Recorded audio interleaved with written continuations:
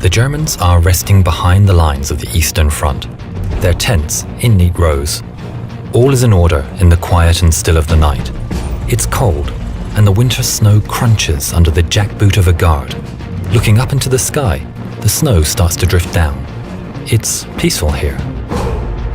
Was that a noise from the sky? No, it's just the wind. Suddenly, piercing the still of the night, there's an otherworldly scream and a whoosh as a dark form speeds by. And was that a woman's laughter in the distance?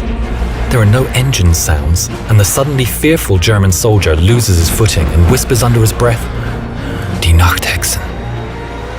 The world is all at once a bloom of fire and ash, and two more dark forms pass without a sound. Hearing the whooping and celebration of these supernatural creatures, the guard shakes himself from his fear and calls out, "Die Nachthexen! Die Nachthexen! The Night Witches!" In the sky above, 3 planes of the soon-to-be famous 588th Night Bomber Regiment, their engines now running, turn east for home. Time to rearm and refuel for another mission. Coming into land, they're greeted by their commissar, Yevdokia Rashkevich.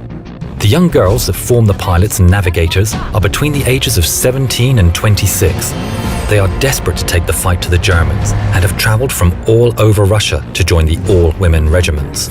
The 588th is where the least skilled of all the women are placed, but that didn't stop them from carving their name in history. In the early days, they were largely ridiculed by the Soviet men. Given men's uniforms that were too big and shoes all of the same size, the women did the best they could with the clothes, making them fit with belts or filling the large men's shoes with stuffing. The equipment they were given was woefully out of date. The Polikarpov PO2 was a 2-man trainer, underpowered and made of cloth and wood. These old string bags were nicknamed crop dusters, or even worse, sewing machines due to the noise their tiny engines made. But the women of the 588th ignored the taunts, and despite the odds, turned the plane's shortcomings to their advantage. The planes at maximum speeds were far below the stall speeds of any of the German fighters. Giving them a tight turning circle, they were almost impossible to hit. They were susceptible to small arms fire and anti-aircraft guns, so their strategy was to attack in threes, with a navigator in each plane. At her signal, the pilot would cut the engines and swoop in slowly, silently, dropping their bombs, dealing death from above. Unexpected, undetected, stealth perfected. If necessary, the other 2 would draw fire from the fighters or from the ground.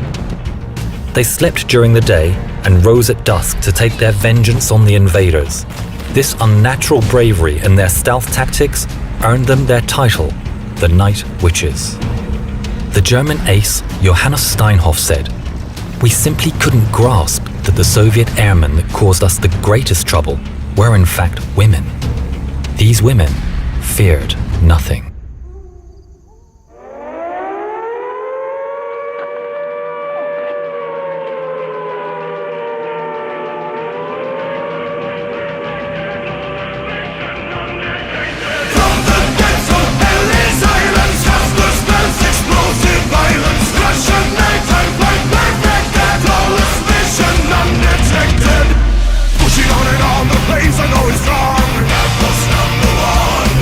Some would come below.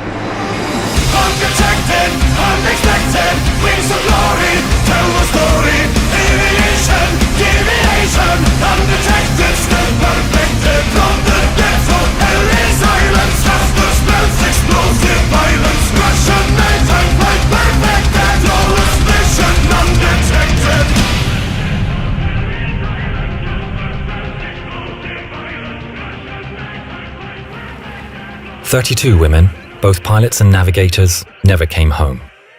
The 588th became highly decorated and respected, flying more than 23,000 sorties, dropping over 3,000 tons of bombs. 23 night witches were awarded the Hero of the Soviet Union, although they were disbanded just 6 months after the war and not allowed to fly in the victory parade, given their planes were so slow. From 1956, after she retired from active service, their commissar Yevdokia Rashkevich took it upon herself to find the site of every single one of her girls that was downed, to mark the place and to pay her respects to each one of the incredibly brave night witches.